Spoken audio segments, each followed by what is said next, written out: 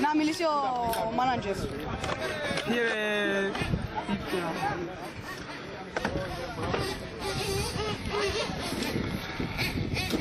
Βλέπουμε το γνωστό Αντρέα. Pole position στο σημερινό αγώνα.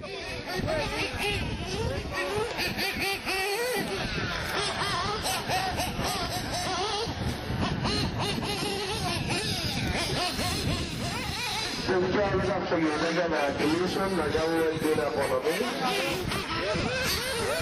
Συγχαρητήρια σε όλους τους οδηγούς. Παναγιώτης Σεβαστίδης, νικητής του σημερινού αγώνα στην Dirt Paradise. Παναγιώτη.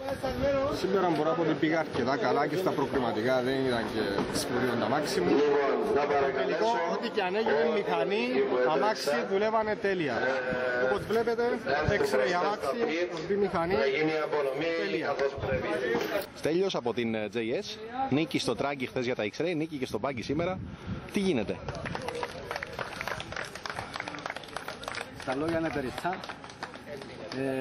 Σήμερα μόνο το 1, 2, 3 τα λέει όλα.